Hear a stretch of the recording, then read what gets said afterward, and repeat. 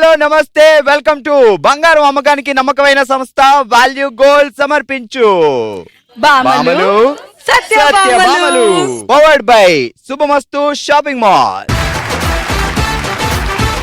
All right, ఈ రోజు మన బామలు సత్యభామలు వచ్చింది మహారాణులు ఉండే రాజంపేటకి. అలాగే ఈ రోజు మన షోకి గెస్ట్ గా వచ్చారు మహారాణిలా ఫీల్ అయ్యే కాంచన. నువ్వే ఫీల్ అవ్వడం ఏంటి? మహారాణి కాదా?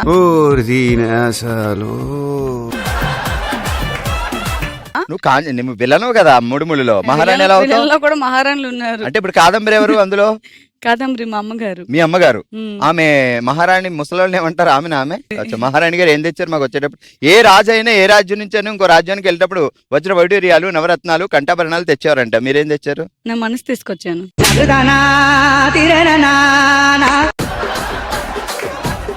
చలో మొదలు పెడదాం మన ఫస్ట్ రౌండ్. దానికంటే ముందు ఆ మహానుభావుడు ఏం చెప్పాడో మాట్లాడుకోవాలి కదా. సో భర్తలు అందరూ ఇదే అవును కరెక్టే అంతేగా అంటున్నారు. భార్యలు మాత్రం అంటున్నారు. మరి ఆకి అంతేగాకి తేడా ఏంటో తెలియాలంటే ఫస్ట్ రౌండ్కి వెళ్ళిపోవాలి. Let's start. హల్మితి హబీబో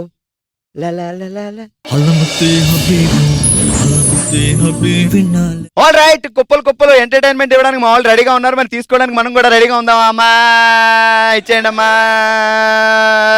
ఏం పేరండి? ప్రసన్న. సో పేరులో ప్రసన్న ఉంది. మరి ఆ ప్రసన్న, ప్రశాంతత, ఆ శాంతత, తాంతత అన్ని ఉన్నాయా మనలో? అన్ని ఉన్నాయండి. ఏ మరి బావగారి దగ్గర ఎందుకు చూపించట్లేదు? ఆయన ఏమో అమ్మా బావగారి దగ్గర. ఏంటి బాబా అన్న? ఇంకోసారి అన్న.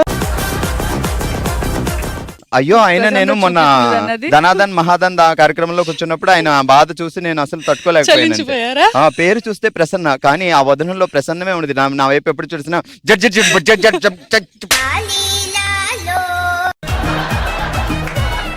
అసలు ఒక సీక్రెట్ ఏంటంటే ఎవరికి చెప్పొద్దు ప్లీజ్.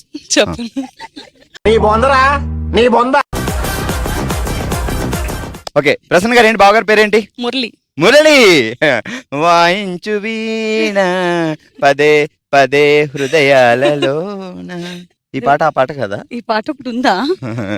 బలిదాన్ని అడిగండి. సరే, ఎక్కడ మురళి గారు దొరికింది? రాజంపేట. పెద్దగా టెన్షన్ ఏమో పడలా. ఇలా 3 కిలోమీటర్స్ గ్యాప్ అంతే. 3 కిలోమీటర్స్ లో దొరికేశారు. అవును. ఎన్ని రోజులు లవ్ తర్వాత పెళ్లి?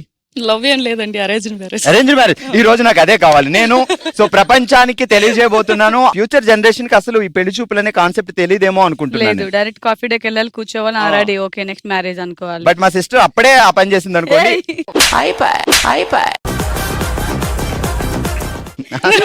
నా పెళ్లికి ఎందుకు వస్తావు? అంటే బావగారు స్మార్ట్ హీరోలా ఉంటారు కదా, పెళ్లి చూపులకి ఎందుకు, మిగతా అమ్మలక్కలు ఏమైనా లవ్ లో పడతారని నువ్వు డైరెక్ట్ కాఫీ షాప్ తీసుకెళ్ళావు కదా, అది ఆ విషయం చెప్పా అంతే వాళ్ళకి. పెళ్లి చూపులు ఉదయం 7 గంటలకు భారీగా రెడీగా ఉన్నారు. ముహూర్తం ఎప్పుడు బావగారు వచ్చేది పెళ్లి చూపులకి? పెళ్లి చూపులకా? ఆఫ్టర్నూన్ అండి. ఆఫ్టర్నూన్, అదే ఈవినింగ్ 4 o'clock ఆ టైంలో. కొంచెం ముందు వస్తే లంచ్ పెట్టాల్సి వచ్చింది. అతుక్కుంటే నేను కాలేజ్కి వెళ్ళినానండి. ఇది నేను చూడలా. నేను కాలేజ్ లో ఉన్నప్పుడే మ్యారేజ్ అయింది. మ్యారేజ్ డే కూడా కాలేజ్కి వెళ్ళిపోయావా? మ్యారేజ్ డే అంటే నైట్ రిసెప్షన్ అంటే ఈవినింగ్ కాలేజ్కి వెళ్ళాను. వామ్మ చదువులు తల్లో. అయిపోయిన పెళ్లికి ఆర్కెస్ట్రా ఎందుకు, కానీ ఇప్పుడు ఏం చేయాలి చెప్పు. అందరూ బ్యూటీ పార్లర్కి వెళ్తారు కానీ పెళ్లి రోజు కూడా కాలేజ్కి వెళ్ళిందంట. అంటే చదువుకునేటప్పుడే మ్యారేజ్ చేశారు. అవునా? ఒక్కరోజు లీవ్ పెట్టి సార్ మీరు నా పెళ్లికి రండి అని మాస్టర్ పిలితే అయిపోతుంది. ప్రాక్టికల్స్ ఉన్నాయండి బాబు. ఈ జీవితానికి టిస్టులు చాలనైనా. జాగ్రత్తగా ఉండండి. పెళ్లి చూపులు అంటే ఎలా ఉంటాయి సినిమాల్లో చూసాం, తర్వాత ఇక్కడే. రెడీ, చెప్పండి. వచ్చి కూర్చున్నారు. టీ తీసుకెళ్ళి ఇచ్చారు అంతే. నేను పోయి కూర్చున్నాను. మీరు కూర్చున్నారు పక్కన ఎదురుగా. సినిమాలో అంటారు కదా, ఒక పాట పాడమ్మా. అలాంటిది ఏం లేదండి. అక్కడి నుంచి ఇక్కడికి నడమ్మా. అది కూడా లేదా? అబ్బాయి నువ్వు బయటికి వెళ్ళి మాట్లాడుకోమ్మా. అస్సలు లేదండి. అది కూడా లేదా? లేదు. సో కనీసం ఎప్పుడు చూసారు మురళిని మీరు ఫస్ట్? పెళ్లి చూపుల్లోనే. ఆ పెళ్లి చూపుల్లో ఫస్ట్ టైం ఆయన చూసినప్పుడు మీలో కలిగిన చలనం ఏంటి? మరి హైట్ ఎక్కువ ఉన్నారని. ఎలాగా అత్తింట్లో ఆరుబయట కూర్చొని కొత్తిమీర పచ్చడి దంచుతున్న కొత్త కోడలు, కొత్తింట్లో కొయ్యల పొయ్యి మీద అత్తగారు వండుతుంది మినపవడలు. చెప్పండి, అదే జస్ట్ అలా చెప్పేసేయండి అంతే. అత్తింట్లో ఆరు బయట కూర్చున్న కొత్త కోడలు చెప్పండి. పాపా పి సుశీల ఏంటి కన్ఫ్యూజన్ లో ఉన్నావు? అత్తింట్లో ఆరు బయట కూర్చొని కొత్తిమీర పచ్చడి దంచుతున్న కొత్త కోడలు, కొత్తింట్లో కట్టెల పొయ్యి మీద అత్తగారు వండుతుంది మినప వడలు. అత్తింట్లో ఆరు బయట కూర్చున్న కొత్త కోడలు, సారీ కొత్తిమీర, అంతేనా? అత్తింట్లో ఆరు బయట కూర్చున్న కొత్త కోడలు, కొత్తిమీర దంచుతున్న కొత్తిమీర పచ్చడి దంచుతున్న కొత్త కోడలు. కొత్తిమీర పచ్చడి మా చావుకు వచ్చింది ఇక్కడ. ఓహో అలా అంటారా? అయితే సూపర్. అత్తింట్లో ఆరు బయట కూర్చున్న కొత్తిమీర దంచుతున్న కొత్త కోడలు, ఆరు బయట, అంతే. ఆహా విధాడిందిరా నీతో నీ వింత నాటకం.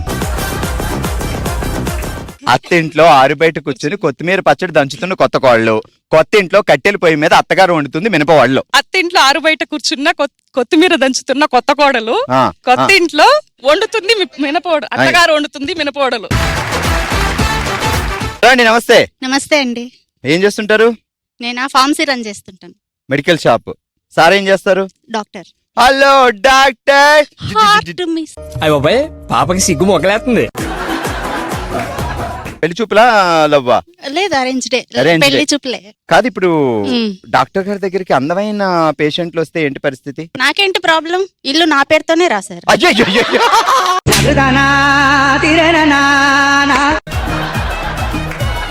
నా ఇల్లు కాకుండా ఇంకేంటికి వెళ్ళగలుగుతారు ఆయన? ఈవినింగ్ అయ్యేసరికి మా ఇంటికి కదా రావాలి. పగలంతా ఏ ఇంట్లో ఉన్నా పర్లేదు, ఈవినింగ్ మా ఇంటికి వస్తే చాలు అంట.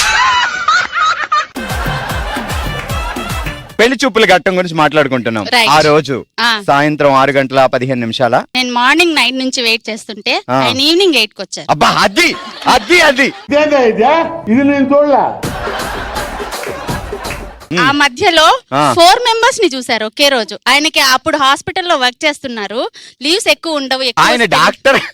డాక్టర్ గారు అనిపించుకున్నారు. రోజుకి 4-5 పేషెంట్లు చూసినట్టే రోజుకి 4-5 పెళ్లి సంబంధాలు చూసారు. చూసి ఆ. లాస్ట్ నన్ను చూసారు. ఆ. నేను ఫిక్స్ అయిపోయా. అచ్చా. ఆయన ఫిక్స్ అయ్యారు, ఆ తర్వాత నేను ఫిక్స్ అయ్యా. ఈ 4లో ఎవరు బెస్ట్ అని చూసుకున్నారా లేకపోతే నేను ఓవరాల్ best గా? కాబట్టే కదా నన్ను చేసుకున్నారు, మీరు సరిపోయారు. అలా కాదు గానీ ఇంకో మాట చెప్పు. అసలు మీరు ఎవరి ఫ్యాన్? బాలయ్య బాబు ఫ్యాన్ కదా, నాకు అర్థమైంది. కాదు, చిరంజీవి. మెగాస్టార్ చిరంజీవి గారు డైలాగ్ ఒకటి. చిరంజీవి గారి డైలాగ్ అంటే పెద్దగా మొక్కే, రాదు నాకి. మొక్కే. ఆహా, ఆ. మోహన్ బాబు గారి డైలాగ్ వస్తుంది. అది మేజర్ చంద్రకాంత్ మూవీలోది. అతను వచ్చాడా అనడానికి వాడేడి అని అడుగుతారు వాళ్ళ డాడీ ఎన్టీఆర్ గారు. ఆ. ఏడి అని కేడీలు అడుగుతావేంటి, వచ్చేది డాడీ కదా అని రైలు గాడి వద్దకి గబగబా వెళితే అక్కడ జాడీ లాజు వాడొచ్చి టపీమని గుద్దాడు. వాడిని ఎడాపెడా కొట్టి బోడి విధవాన్ని తిట్టి తప్పించుకుని వచ్చేసరికి వాకింగ్ లో వచ్చి షాకింగ్ ఇచ్చేశారు నాన్నగారు అని చెప్పి.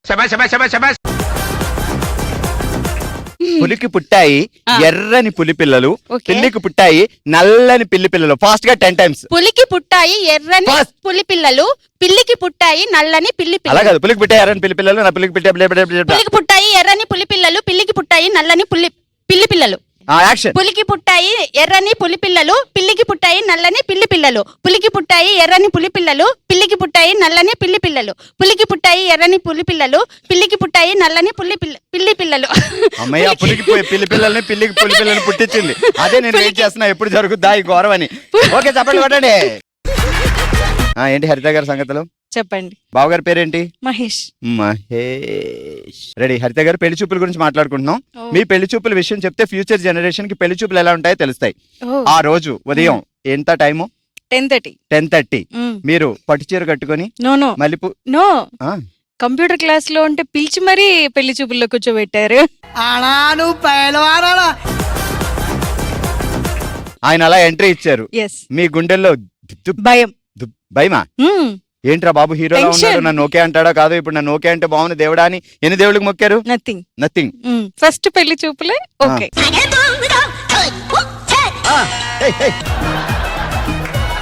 ఓకే, బావగారి పేరేంటన్నారు? మహేష్. మహేష్. సరే, జాగ్రత్తగా ఉండండి. మన టంగ్ టెస్ట్కి వెళ్దాం ఇప్పుడు. అత్తింట్లో ఆరు బయట కూర్చొని కొత్తిమీర పచ్చడి దంచుతున్న కొత్త కోడలు, కొత్తింట్లో కట్టెల పొయ్యి మీద అత్తగారు వండుతుంది మినప వడలు. అత్తింట్లో ఆరు బయట కొత్తిమీర పచ్చడి కూర్చొని నుంచోను చెప్పాలి కదా మరి. అవతల చెప్పింది పూర్తిగా అయినవే. అత్తింట్లో ఆరు బయట కూర్చొని కొత్తిమీర పచ్చడి దంచుతున్న కొత్త కోడలు, కొత్తింట్లో కట్టెల పొయ్యి మీద అత్తగారు వండుతుంది మినప వడలు. అత్తింట్లో ఆరు బయట కూర్చొని కొత్తిమీర పచ్చడి దంచుతున్న కొత్త కోడలు పాతింట్లో అత్తింట్లో కొత్తిమీర పచ్చడి దంచుతున్న కొత్త కోడలు కొత్తింట్లో కట్టెల పొయ్యి మీద గారెలు వండుతున్న అత్తగారు. అత్తింట్లో ఆరుబయట కూర్చొని కొత్తిమీర పచ్చడి దంచుతున్న కొత్త కోడలు కొత్తింట్లో కట్టెల పొయ్యి మీద అత్తగారు వండుతుంది మినప వాళ్ళు. నా గొంతు అంగిస్తుంది. టేక్ 205.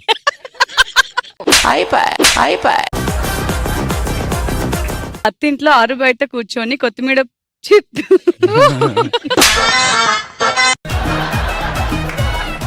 అత్తింట్లో ఆరు బయట కూర్చొని కొత్తిమీర పచ్చడి దంచుతున్న కొత్త కోడలు కొత్తింట్లో కట్టెల పొయ్యి మీద అత్తగారు వండుతుంది మినపబడు. అమ్మయ్యా, congratulation. Thank you so much for the great entertainment.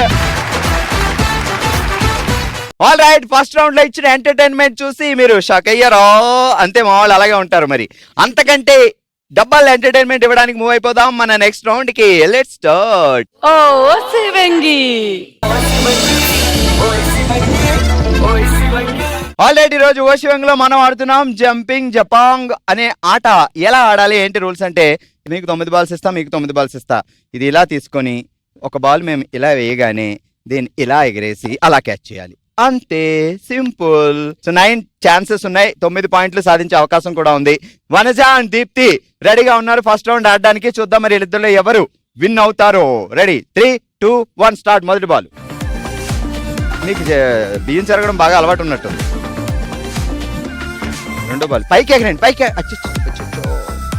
తొందరపడకండి, పైకి ఎగరేయండి. అది. దాంట్లో వేయండి. నాలుగో బాల్ వెనక్కి ఎగరేయడం కాదు, పైకి. పైకి త్రిట్టులో తప్పిన ప్రమాదం బాల్. అరే సూపర్. ఏంటి 4 బాల్ వేస్తారా? ఓ కమాన్ కమాన్, బోడి కొట్టు బోడి కొట్టు. Good good. బోణి కొట్టమ్మా, నువ్వు బోణి కొట్టం. అలా జరిగింది, దీప్తి గారు సాధించారు. అదనమాట. ఆ 1, ఆ 2, ఆ 3, ఆ 4, 5, 6 పాయింట్లతో ఈ రౌండ్ లో విన్నర్ గా నిలిచి. ఆల్రెడీ ఈ రోజు ఓషివంగ్ లో మనం ఆడుతున్నాం జంపింగ్ జపాంగ్ అనే ఆట. నెక్స్ట్ ఆడడానికి రెడీగా ఉన్నారు రేవతి గారు అండ్ సునీత గారు. 9 బాల్స్ ఇస్తాం, 9 పాయింట్స్ సాధించొచ్చు. మొదటి బాల్ 3, 2, 1 స్టార్ట్. తీసుకో.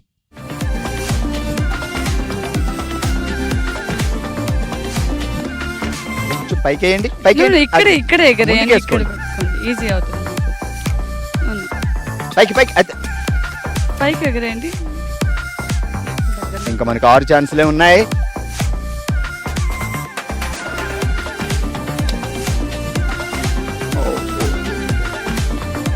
కొంచెం పైకి ఎగరండి, ఎక్కువ పైకి ఎగరండి, పర్వాలేదు. అదే, అయ్యో సూపర్. అయిపోయినాయి మనకి. ఈసారి గ్రీన్ కలర్ కలిసి రాలేదు.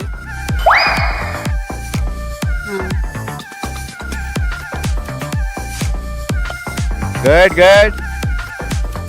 1, 2, 3, 4 4 పాయింట్స్.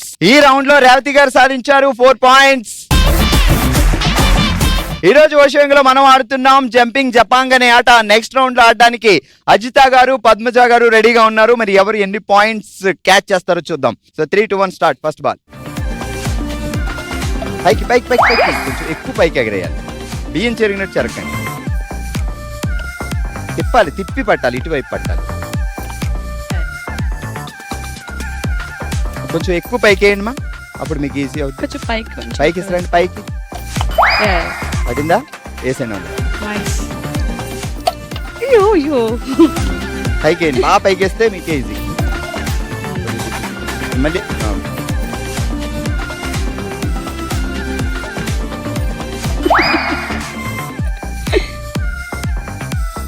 పైకి. కంప్లీట్. ఏంటి మొత్తం వేస్తున్నట్టున్నారు? గేమ్.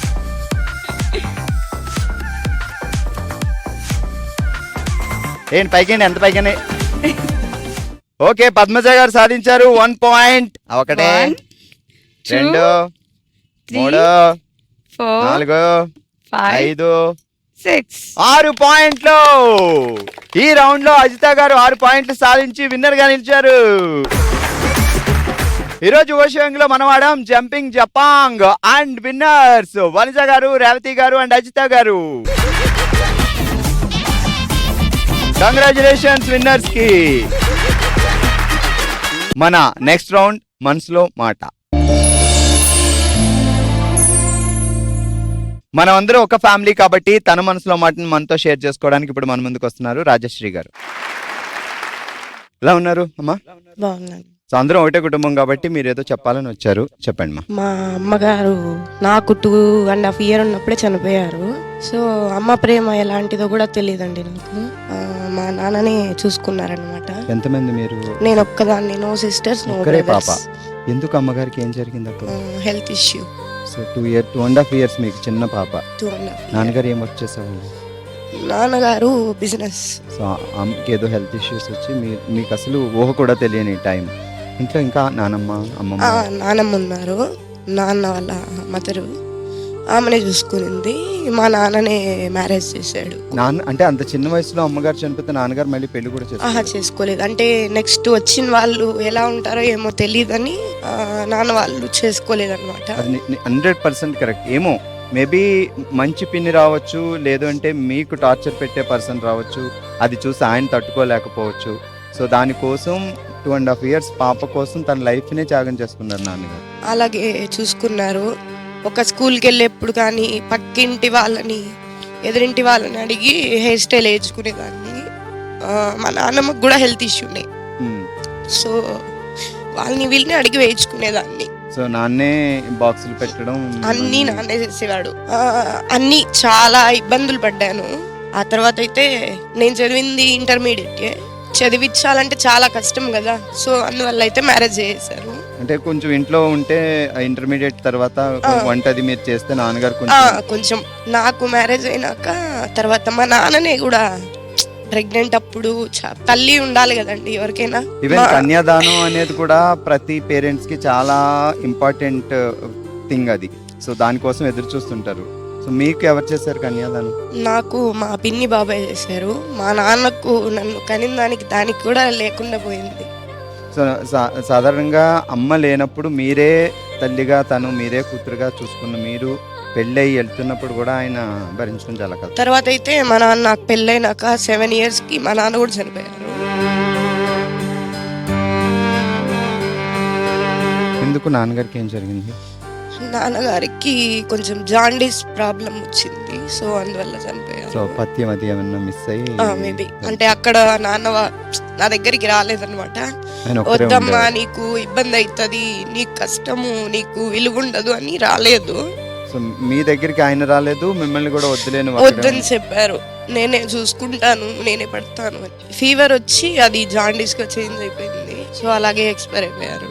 ఈ పొద్దుటికి కూడా మా పిల్లలు అడుగుతారు, అమ్మ సమ్మర్ హాలిడేస్ కి అందరూ అమ్మమ్మ వాళ్ళ ఇంటికి వెళ్తారు, నాకెవ్వరు లేరు. మీకు ఎంతమంది మా పిల్లలు? 2 పిల్లలండి. బాబు పాప. సార్ ఏం చేస్తారు? మా హస్బెండ్ వచ్చి షాప్, మొబైల్ షాప్. సో మీ లైఫ్ హ్యాపీగానే ఉంది? మా నాన్న కంటే ఎక్కువగా చూసుకుంటారండి మా హస్బెండ్. ఏ లోటు రాకుండా చేస్తారు. మనం అనుకుంటాం ఎందుకు మనకే దేవుడు అన్యాయం చేశాడు అని. ఏమో ఇటు సైడ్ ఒక సైడ్ అన్యాయం జరిగితే వేరే సైడ్ మంచి జరుగుతుంది. సో బట్ దేవుడు అంటూ ఉంటాడు, ఏదో ఒక సైడ్ చూసుకుంటూ ఉంటాడు. కానీ ఈ జరిగే సిచ్యువేషన్స్ మన చేతుల్లో ఉండవు. సో అట్లా జరుగుతూనే ఉంటాయి. బట్ ఏదైనా మనం ఫేస్ చేసి ముందుకు వెళ్ళాలి, ధైర్యంగా ఉండాలి. బట్ అమ్మ నాన్న మనకి మీతో భౌతికంగా లేకపోయినా వాళ్ళ బ్లెస్సింగ్స్ ఏమో మీ పిల్లల్లోనే ఒక పాపలో అమ్మ, ఒక బాబులో నాన్న ఉండొచ్చు. సో మీతోనే ఉన్నాడండి మా నాన్న. అదే హ్యాపీతో, అదే స్ట్రెంగ్త్ తో మీరు హ్యాపీగా ఉండాలి. మీరు నవ్వుతూ ఉంటే పైన వాళ్ళు కూడా హ్యాపీగా ఉండాలి. So thank you so much. So మీ అన్న అనుకొని ఇక్కడికి వచ్చి మీ మనసులో బాధను మాతో షేర్ చేసుకున్నారు. మీరు ఎప్పుడు హ్యాపీగా, హెల్తీగా, స్ట్రాంగ్గా ఉండాలి. కంగ్రాచులేషన్స్. లైఫ్ చాలా చిన్నది కానీ భగవంతుడు పెట్టే ట్విస్టులు చాలా పెద్దగా ఉంటాయి. ఎప్పుడు ఎవరి లైఫ్ లో ఏం జరుగుతుందో ఎవరికీ తెలియదు. సో బట్ ఏదైనా మనం ఫేస్ చేయడానికి సిద్ధంగా ఉండాలి. సో ఇది ఈ రోజు మన బామ్మలో సత్యభామల షో. మరో ఎపిసోడ్ తో మరో ప్లేస్ లో మళ్ళీ కలుద్దాం. మరి మీరు కూడా పార్టిసిపేట్ చేయాలనుకుంటున్నారా? BSB@sunnetwork.in కి మీ డీటెయిల్స్ పంపించండి. చూస్తూనే ఉండండి మండే టు సాటర్డే మధ్యాహ్నం 12 గంటలకి బామలు సత్యభామలు.